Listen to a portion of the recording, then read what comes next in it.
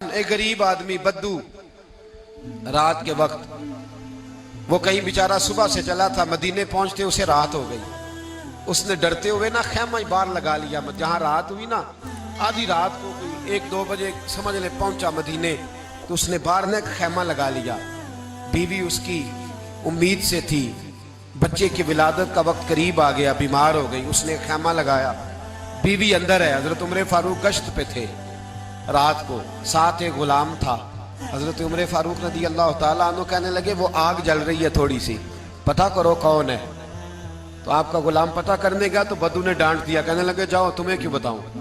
حضرت عمر خود گئے، کہنے لگے مسافر بھائی بتا تو صحیح. کہنے لگا جی چھوڑے، میں آپ کو کیوں بتاؤں، میں کون ہوں، کیسے آیا ہوں. فرمایا خیمے کے اندر سے کراہنے کی آواز آتی، کوئی درد سے چیخ رہا ہے، بتا ہمیں بات کیا ہے.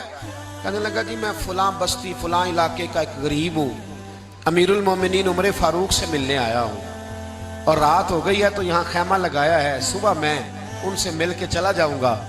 تو رات کو تکلیف دینا پسند نہیں کیا، تو میری بیوی امید سے تھی، اب بچے کی ولادت کا وقت قریب ہے، پاس کوئی نہیں. حضرت عمر کہنے لگے تو ٹھہر میں ابھی آیا. چہرے پہ نقاب ہے، اسے بتایا نہیں میں ہی امیر المومنین. عمر دوڑے گئے، اپنی زوجہ سے کہنے لگے اگر تجھے بہت بڑا اجر مل رہا ہو تو حاصل کرے گی. کہا کروں گی. تو کہنے لگے چل پھر میرے ساتھ، بہت بڑا اجر ہے. ایک دوست کے ہاں ولادت کا وقت ہے، ضرورت کی چیزیں ساتھ لے لو. اس عورت نے تھوڑے دانے لے لیے، گھی لے لیا. حضرت عمر سے کہنے لگی لکڑیاں اکٹھی کر لیں. امیر المومنین کونسلر کی بات نہیں بتا رہا آپ کو، میں آپ کو ایم پی اے کی بات نہیں بتا رہا، ایم این اے کی بات نہیں بتا رہا، جو 10 گاؤں کو ملا کے چیئرمین بنا اس کی بات نہیں بتا رہا. اس کی بات بتا رہا ہوں جو 22 لاکھ مربع میل کا حکمران ہے. اس کی بات بتا رہا ہوں جو گلی سے گزرے تو شیطان رستہ ہی بدل جاتا ہے. اس کی بات بتا رہا ہوں جس کے بارے میں میرے مصطفیٰ کریم صلی اللہ تعالیٰ علیہ وآلہ وسلم نے فرمایا میرا عمر تو وہ ہے کہ 950 سال حضرت جبریل بھی اس کی شان بیان کریں تو عظمت ختم نہیں ہوتی. اتنا بڑا شخص. حضرت عمر نے لکڑیاں اکٹھی کی، اینٹوں کا روڑے لے کے چولہا بنایا، پہنچ گئے. آپ کی زوجہ کہنے لگی یہ تھوڑے دانے ڈالنے، گھی ڈالنے اور ایک لکڑی لے کے اس کو ہلائیں، تیار کریں. خود زوجہ اندر چلی گئی. حضرت عمر بار پکانے لگے. وہ بدو کہتا ہے میں اس طرح کا ان کے ساتھ بہیو کرنے لگا جیسے وہ کسی چوکیدار کے ساتھ نہیں کرتا. میں نے سمجھا جی عمر نے چوکیدار رکھے آنے جانے والے مہمانوں کا. میں کبھی پانی کا پیالہ مانگتا، کبھی کوئی بات، عمر دوڑے جاتے، کبھی پانی لاتے. او مسلمانوں، او میرے رسول کے غلام عزیزو. حضرت عمر فاروق وہ غلام کہتا ہے میں عمر سے کہتا، میں کہتا غلام پانی لا تو عمر دوڑ کے پانی لاتے. میں کہتا تجھے گھی پکانا بھی آتا ہے، پہلے بھی کبھی پکایا ہے؟ تو عمر فرماتے کوشش تو کر رہا ہوں. میں کہتا پہلے بھی کبھی تیری بیوی نے یہ کام کیا ہے؟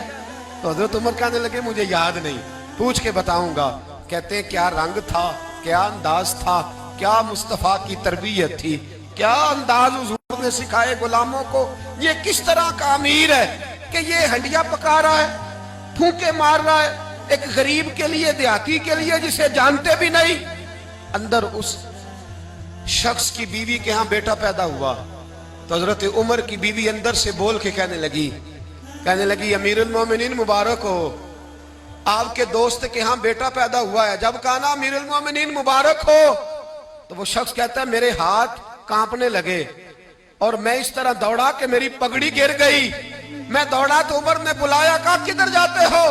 کہنے لگا آپ امیر المومنین ہیں، آپ امیر المومنین، آپ عمر ہیں، کیسر و کسرا جس کے نام سے کانپے آپ وہ ہیں، جسے مصطفیٰ نے دعا مانگ کے اللہ سے مانگا وہ والے عمر ہیں آپ، جس کے لیے علی المرتضیٰ فرماتے ہیں میں روز دعا کرتا ہوں وہ والے عمر ہیں، جس کے بارے میں ابو بکر صدیق نے فرمایا تھا کہ میں اللہ سے کہوں گا مولا جو تیرے محبوب کی امت کے حق میں سب سے بہتر تھا میں اسے خلیفہ بنا کے وہ والے عمر ہیں. عمر امیر المومنین کی بیوی وہ تو خاتون اول ہوتی ہے، وہ تو ملکہ ہوتی ہے، اور تیری بیوی دائی بن کر ایک غریب کے بچے کے پاس بیٹھی رہی ولادت کے وقت.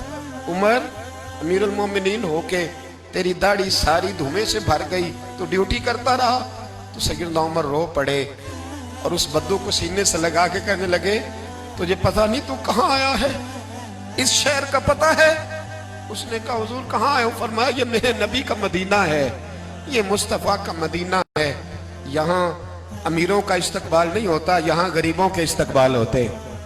یہاں حضور نے اس اسٹیٹ پہ میرے رسول پاک نے وہ والا رنگ دیا ہے کہ اب غریب سر اٹھا کے جینے لگے ہیں، اب مزدوروں کو عزتیں ملنے لگی ہیں، اب یتیموں نے سر اٹھا لیا ہے،